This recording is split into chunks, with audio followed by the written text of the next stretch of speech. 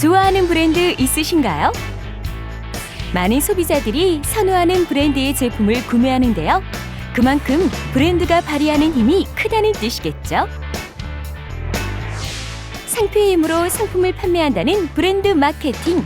구체적으로 어떤 걸 말하는 것이고 또 얼마나 중요할까요? 장사를 성공으로 이끈다는 브랜드 마케팅. 시장 상인들에게 맞는 브랜드 마케팅 전략. 어떻게 하는 것이 효과적일까요? 시장에 가서 보면요, 가게마다 이름이 다 다릅니다. 이름만 딱 듣거나 봐도 정이 가고 끌리는 가게라면 우리 상인 입장에서는 얼마나 좋겠습니까? 우리 시장에서도 비록 작은 가게를 운영하지만 내 가게에 내 애정과 사랑을 담은 그런 이름을 브랜드화시키고 그렇게 성공하는 그런 장사를 해야 될 때라고 저는 생각합니다.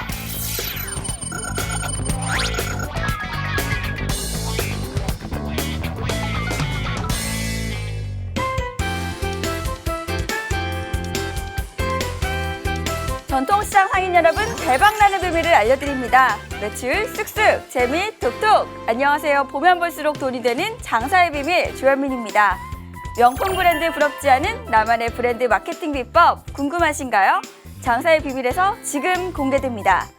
그럼 강사님을 모셔볼까요? 베테랑 마케팅 전문가 김가병 강사님을 소개합니다.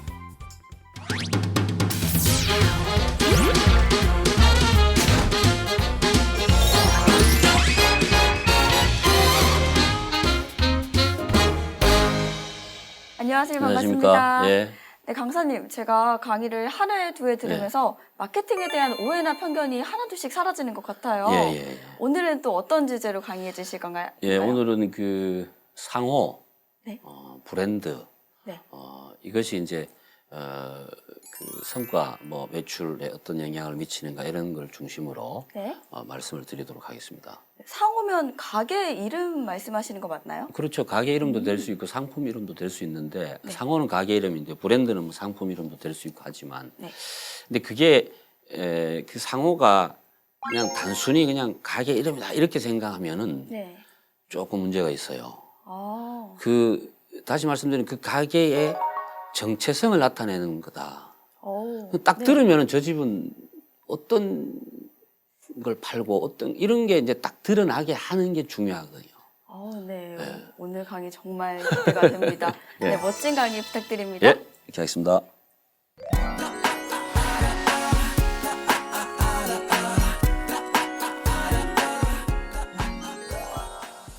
안녕하십니까. 이타창업연구소의 김가병 소장입니다. 이 시간에는 그 상호, 브랜드 마케팅이라는 제목으로 말씀을 드리도록 하겠습니다. 브랜드 마케팅이라고 하면 그 상품 이름 이런 걸 가지고 지속적인 노출을 통해서 고객들한테 그 상품의 특징적 요소를 인지시키는 것을 말하는데 주로 이제 대기업이 흔히 사용하는 마케팅 방법입니다. 예를 들어서 뭐 방송이나 이런 걸 통해 가지고 지속적으로 그걸 계속 주입시키면은 맛이 있건 없건 제품의 퀄리티가 어쨌든 간에 고객들은 그게 인지가 되게 돼 있거든요. 근데 그렇게 하기 위해서는 비용이 굉장히 많이 듭니다. 비용이. 일반적인 전통시장이나 소상공인한테는 절대 맞지 않는 방법이다. 저는 그렇게 말씀을 드릴 수 있고요. 그렇기 때문에 소상공인이나 일반 전통시장에서는 상호, 다시 말씀드린 가게 이름을 적극적으로 활용하는 방법으로 가야 되는데 중요한 거는 그 이름이 좀 암호 같은 경우가 굉장히 많습니다. 아니 예를 들어서 이렇게 보면 상호만 봐서는 저 집 뭐 파는지를 도대체가 모르는 경우가 많아요. 저도 이제 현장 전문가라고 하는 저도 간혹 보면 헷갈릴 때가 많아요. 저 집 뭐 하는지 궁금해요. 그런데 이렇게 상호를 짓는 것은 굉장히 위험한 겁니다.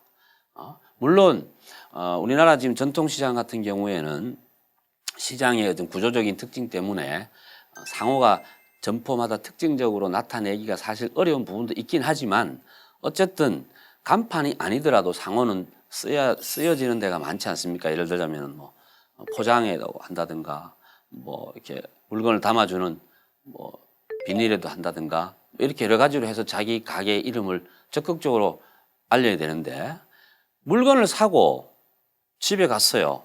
집에 가서 이제 그 물건을 사가지고 다 쓸 때 쓰고 나중에 기억을 못 해요. 뭐를. 이걸 어디서 샀는지를 기억을 못 한다는 이야기죠. 그런 누를 범해서는 안 됩니다.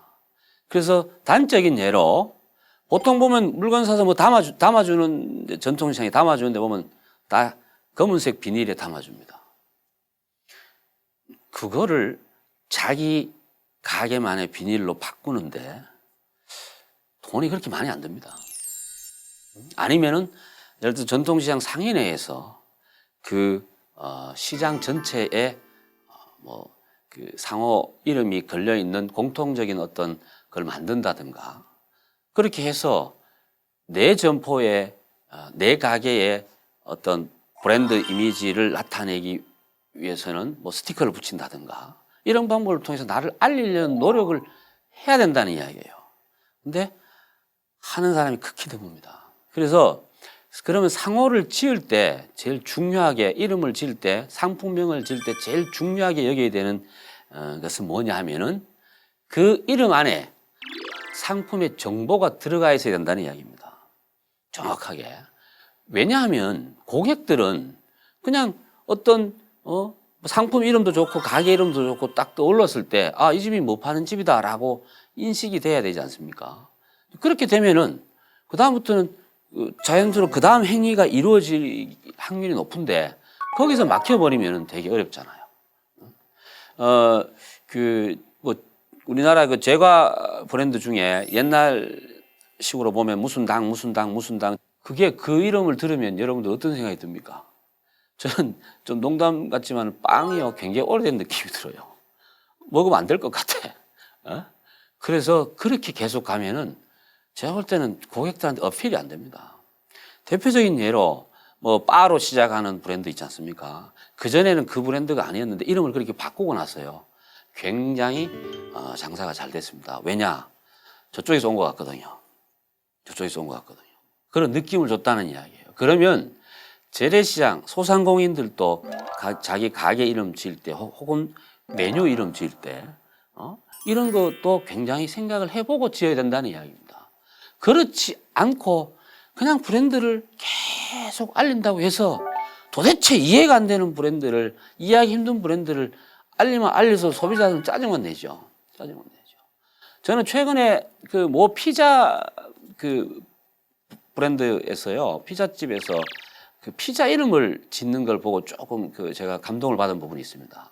예를 들면 피자 이름 같은 걸 만들 때 보면 주로 재료의 특성이 피자 이름이 됩니다. 치즈가 많이 들어가면 치즈 피자, 뭐 고구마가 많이 들어가면 고구마 피자.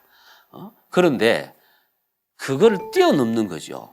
예를 들자면은 뭐 우물 피자, 어깨를 피자, 대한민국 만세 피자 이런 게 실제로 나왔어요. 근데 그게요 기존의 소비자들 중에는 약간 의미 어떤 상징성에 대해서 중요성을 두는 고객들은요.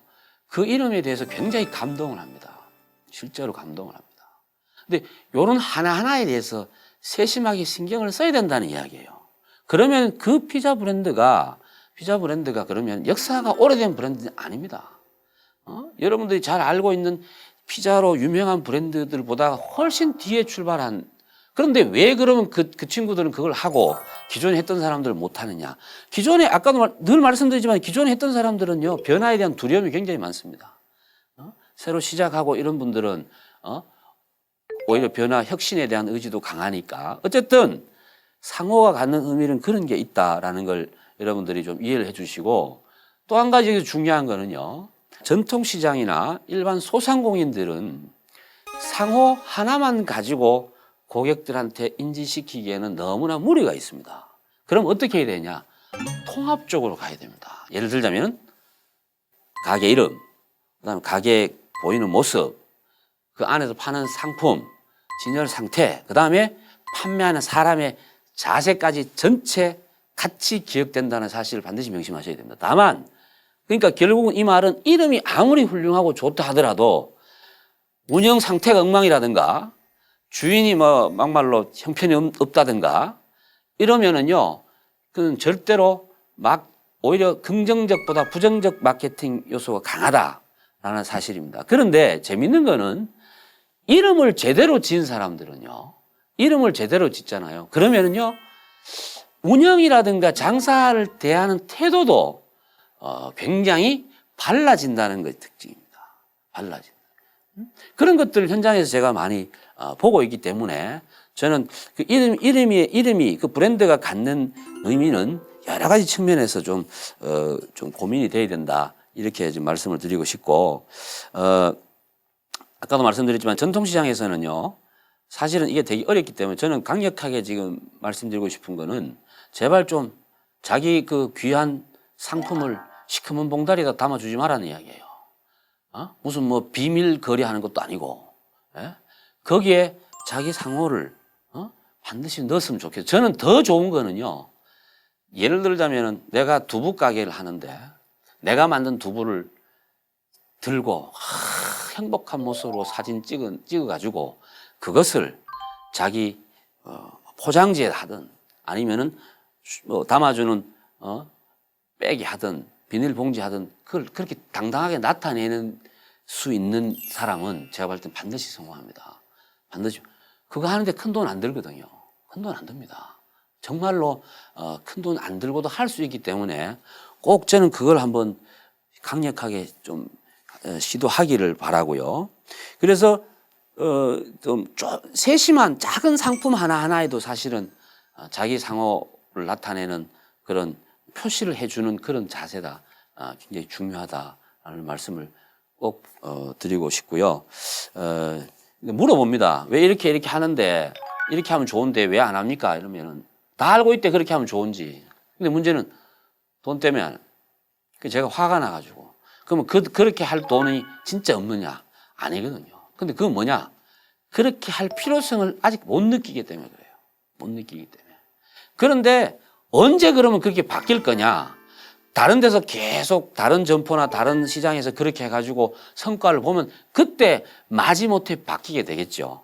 그럼 항상 뒤처지는 삶, 뒤처지는 장사, 돈을 생각보다 못 벌 수 있다라는 사실을 꼭 명심을 하시고요. 전통시장의 경우는 상호에 대한 중요성을 사실 인지를 잘 못하고 있는 경우가 있습니다. 그 이유는 뭐냐 하면 전통시장 자체가 하나의 큰 가게이기 때문에 그렇습니다. 그 안에 내 가게가 있기 때문에 그 인지를 잘 못하는데 이것도 생각을 바꿔야 됩니다. 이것도 생각을 바꿔야 됩니다.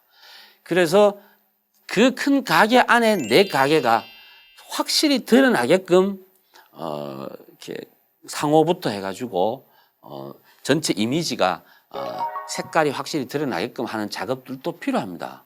그렇다고 해서 비싼 돈 들여가지고 인테리어를 고급스럽게 하라는 이야기는 절대 아닙니다. 약간의 변화만 주면 충분히 그렇게 할 수 있는 요소가 있기 때문에 그리고 이미 그렇게 시도하고 있는 곳들이 있습니다. 그럼 그런 데 가서 벤치마킹을 해서 내 가게에 내 점포에 작은 변화를 통해서 확실한 색깔을 드러낼 수 있는 방법을 찾는 것도 저는 성공하는 사업가의 경영자의 어떤 의지나 마인드가 아니냐 이렇게 생각을 하고요.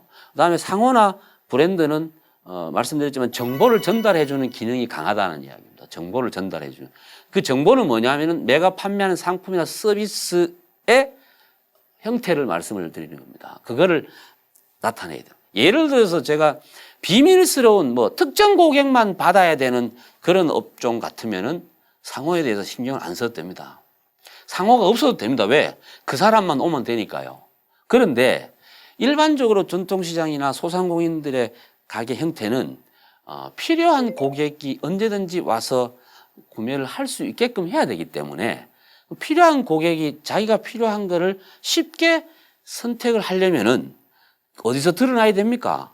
상호에서 그게 드러나도록 해야 된다는 사실을 꼭 명심을 해줬으면 좋겠고요. 그리고 이름을 지을 때도 좀 단순하게 했으면 좋겠어요. 단순하게. 무슨 간첩도 아닌데 암호같이 막 이렇게 하는 사람 많거든요. 그리고 나한테 막 설명을 해요. 이건 이래서 이랬다고. 설명은 들으면 아는데 내가 그 설명 듣고 여러분들 고객이 그 설명을 듣고 다 기억할까? 절대 안 합니다. 절대 안 합니다. 그리고 그런 걸 그렇게 일일이 다 설명할 바에 차라리 쉽게 하면 되죠. 쉽게요.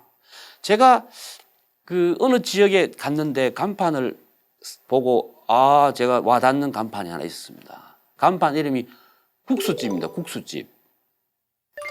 국수집에서는 뭐 팝니까? 국수 팔죠. 그거 누가 갑니까? 국수 먹고 싶은 사람만 갑니다. 구매를 하려고 작정하고 들어오잖아요. 간판을 보고, 상호를 보고. 그러면 팔기가 훨씬 쉽습니다. 훨씬 쉽습니다. 살 생각도 없는 사람이 들어와가지고 살 것처럼 하면 피곤하지만 사겠다는 확신을 갖고 들어오는 사람한테 팔기가 쉽지 않습니까? 그러면 마케팅을 하는 이유는 판매하는 시간이나 과정을 어렵게 하기 위해서 하는 건 절대 아니다. 뭐냐?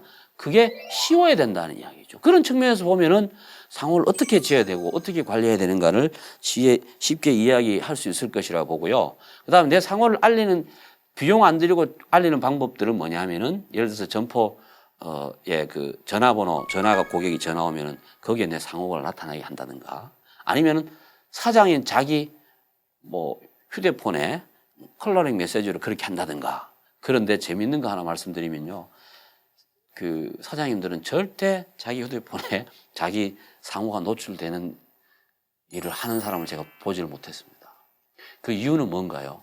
그 이유는 저는 그 이유만 아마 사장님들이 더 잘 알고 계실 거라고 저는 믿어요. 그 왜 그런지 내가 이야기 안 해도 알죠. 그것만 바꿔도 됩니다.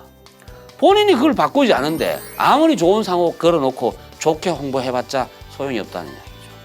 그걸 바꾸시길 바랍니다. 감사합니다. 우리나라에서 애니메이션 하면 떠오르는 도시가 있는데요. 바로 경기도 부천입니다. 그래서일까요? 부천의 한 시장은 입구부터 통통 튀는 캐릭터로 눈길을 끄는데요. 이곳은 부천시에 위치한 역곡 상상시장입니다. 지금 함께 만나보실까요? 융합 디자인 시범시장으로 저희가 됐어요. 상상시장이 어디냐. 저희 회원들이 전체가 다 동의를 받았어요. 그래서 저희가 상상시장이 좋습니다. 상상시장의 뜻은 서로 상부상조하고 상상 그 이상이 있는 시장이라면서 지금은 엄청 잘 바꾼 것 같아요. 입구에 들어선 순간부터 이곳이 놀이터인지 시장인지 착각할 정도인데요. 하지만 역곡 상상시장이 이렇게 바뀐 것은 그리 오래된 일이 아니라고 합니다.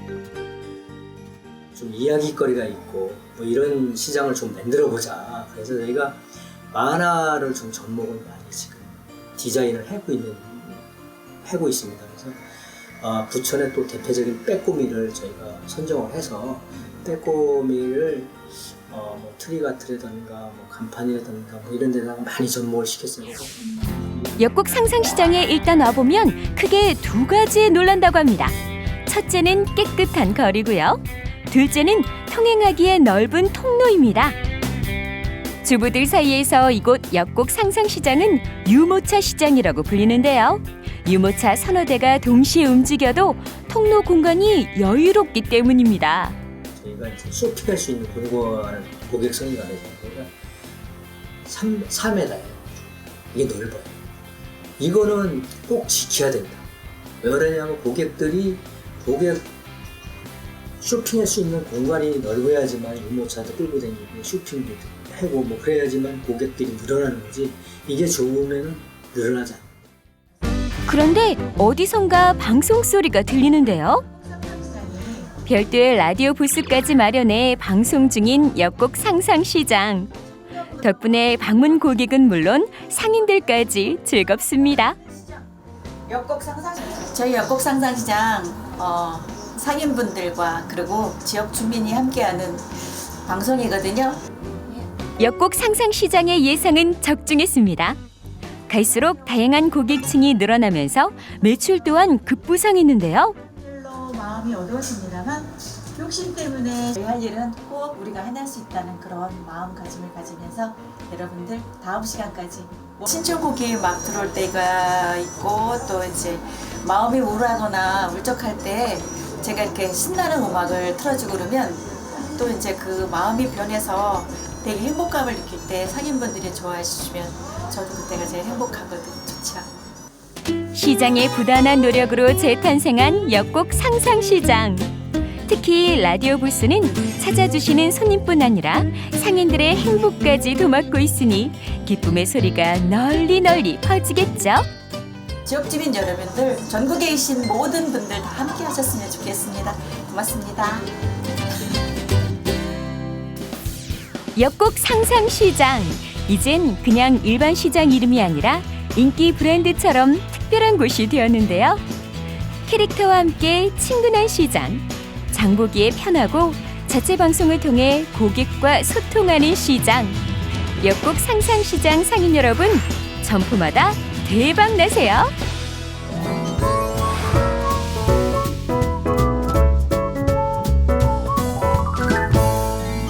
네, 강의 잘 들었습니다. 아, 네, 지난 시간에 이 트렌드에 대해서 말씀을 해주셨잖아요. 예. 그런데 오늘 말씀해주신 상호도 유행에 좀 민감할 것 같아요. 예. 시대에 따라서 유행했던 상호의 특징도 있나요? 있죠. 예전에는 좀 그래도 이제 또 토속적이고 네. 뭐 이런 전통적인 그런 상호가 사실은 많이 쓰여졌는데 네. 최근에는 보면 제가 좀 불만이긴 한데 네. 너무 영어를 많이 써요. 네. 한국인데. 그렇죠. 그럼 이제 근데 그게 뭐 특별한 뭐가 있는 것도 아니고 그렇게 하면은 뭔가 좋아 보일 것 같고 뭐 그런 그쵸. 느낌들이 있는데 네. 전통시장에서도 상호나 브랜드를 사용할 때 네. 그게 뭐 쓰지 마라 이런 건 아닌데 그런 걸 좀 감안해서 하되 네. 뭔가 거기에 자기 나름대로의 의미나 좀 혼을 좀 담는 이름을 좀 지었으면 좋겠다는 생각이 좀 들어요. 예. 예를 들자면 어떤 게 있을까요? 뭐 단순하게 네. 그 제품의 특징만 가지고 뭐 브랜드명을 짓는다든 이런 것도 중요하지만 네. 운영자가 추구하는 어떤 이상이나 이런 것들을 거기다 좀 담는 것도 괜찮거든요. 그러면 또 다른 감동을 줄 수 있어요. 뭐 우리나라에도 있나요? 그런 가게가? 아까 강의 시간에 제가 잠깐 말씀드렸는데 가게도 뭐 보다는 어떤 그 제품 이름인데 네.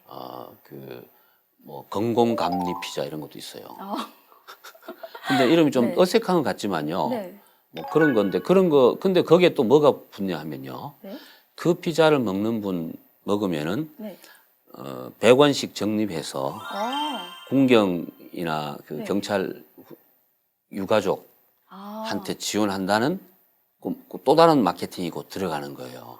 또 예. 사회에도 기여하는 그런 의미가 예. 또 있군요. 그래서 이제 그 이름이 단순히 뭐 없는 걸 만들어내는 것도 필요하지만 네. 기존에 있는 걸 잘 활용하면요. 네. 뭐 다양하게 쓰일 수 있는 방법들이 사실 있어요. 그렇군요. 네.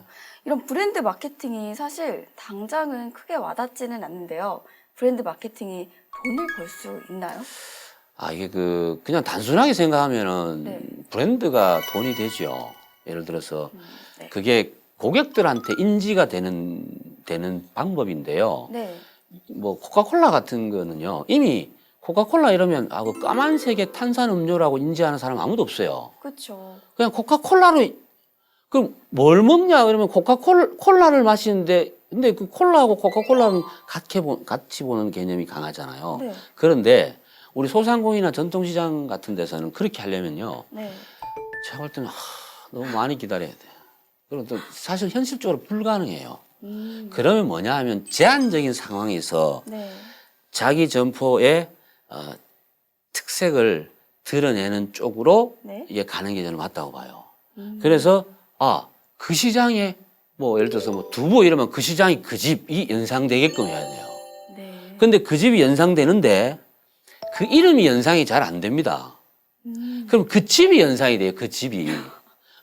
그러니까 네. 이름 플러스 해서 이름뿐만 아니라 그 제품, 고객, 네. 주인의 어떤 심성, 네. 그다음에 환경 이런 게 동시에 되는 거예요. 어. 그래서 저는 이제 브랜드는 네. 브랜드 이름에만 국한되지 말고 네. 전체를 봐야 된다. 아, 통합으로 개념으로 인지하는 경향이 있기 때문에 그렇죠. 그런 쪽으로 보면 네. 전통시장에서 장사를 어떻게 해야 되는가 네. 대충 방향이 잡히겠죠. 그렇죠. 그럼 자세한 거 한번 예. 장사의 비밀을 통해서 알아볼까요? 예. 한번 열어보도록 하겠습니다. 네. 좋은 이름은 땡땡과 같다? 네, 좋은 이름은 예쁜 얼굴과 같다가 아닐까 생각이 드는데요. 맞나요? 예쁜 얼굴은요, 네, 금방 기억나는데 네. 오래 기억이 못 돼요. 그런데 착한, 네, 자, 뭐 얼굴인데 착한 얼굴은요, 네. 오래 기억이 남죠. 예. 열어보도록 하겠습니다. 비빔밥과 같다고요? 제가 그 전통시장이나 소상공인 점포에 네. 그 상호가 갖는 의미를 말씀드렸잖아요. 네. 이름만 자체가 중요한 게 아니고 네. 거기에 이제 상호가 가지는 특징 네. 플러스 상품의 품질, 네. 그다음에 그 판매하는 사람의 서비스, 네. 그다음에 전체적으로 느끼는 것들이 잘 버무려지면은 그렇죠. 비빔밥 내용 재료가 좋으면 맛있지 않아요? 그렇죠. 기억이 오래 남죠. 네. 그렇게 된다는 이야기입니다. 전통시장 소상공인의 네. 상호나 브랜드는 네. 이렇게 모든 것들이 잘 이렇게 돼야 된다. 그렇죠. 모든 것들이 네. 잘 어우러졌을 때 그럼요. 진정으로 의미가 있다라고 예, 예, 말씀하시는 예, 것 같아요. 예. 그러면 우리 두 번째 비밀을 한번 열어보도록 할까요? 예. 좋은 상호는 땡땡땡에 잘 붙어야 한다라고 하셨는데 잘 붙어야 한다 하니까 그냥 입에 잘 붙어야 한다라고 딱 나와 있는 것 같은데 정답 아닌가요? 네, 입에도 잘 붙어야 됩니다. 그렇죠. 왜냐하면 이렇게 네. 말이 이렇게 잘 나와야 되겠죠. 근데 입에 딱딱 붙어야 될 것 같은데요? 근데 정답 또 아닌가요? 아니 뭐 정답일 수도 있는데 그럼 진짜 정답을 한번 보고 설명을 드릴까요? 네. 예. 눈과 귀와 입에 잘 붙어야 한다. 그러니까 네. 눈에 잘 붙인다. 일단 보고 잘 보여야 돼. 그러려면은요 그 간판을 쓸 때 네. 간판을 막 글자를 멋있게 쓰려고 하시는 분들이 있어요. 뭐냐면 제일 좋은 게 뭔지 아세요? 어떤 흰 건가요? 바탕이 까만 글씨예요. 아, 그게 제일 눈에 잘 띄거든요. 눈에 일단 들어와야 되고요. 네. 그 다음에 두 번째는 뭐냐면은 알아이가 좋아야 되죠. 저는 예전에 어떤 그 네. 유명한 회사에서 그 레스토랑을 만들었는데 네. 거기 한번 초대받아 갔는데요. 네네. 메뉴 보고 성질이 나가지고 그 다음부터 안 갔어요. 근데 그 집 망했어요. 아, 어? 간단하게. 그러니까 알아듣게끔 해야 돼. 그 다음에 네. 뭘 해야 돼요? 잘 이해할 수 있게끔, 남한테 이야기했을 때 잘 들을 수 있게끔. 그래서 눈, 그다음에 귀, 입에 붙어야 입에 되죠. 잘 붙어야 돈도 붙지 않을까요? 아, 라는 그럼요. 생각이 딱 드네요. 맞습니다. 그러면 돈 붙죠. 예, 예. 네, 지금까지 브랜드 마케팅 비법에 대해서 알아봤습니다. 네. 그럼 또 다음 이 시간에는 어떤 비밀을 말씀해 주실 건가요? 그 전통시장이 가지는 가장 특징 중에 하나가 네. 하나의 그 공간에서 영업을 하지 않습니까? 네. 그래서 같이 공생을 하기 위해서는 네. 공동 마케팅이 굉장히 중요합니다. 그래서 다음 시간에는 공동 마케팅에 대해서 한번 알아보도록 하겠습니다. 네, 기대해 보도록 하겠습니다. 지금까지 마케팅 전문가 김가병 강사님과 함께했습니다. 감사합니다. 감사합니다.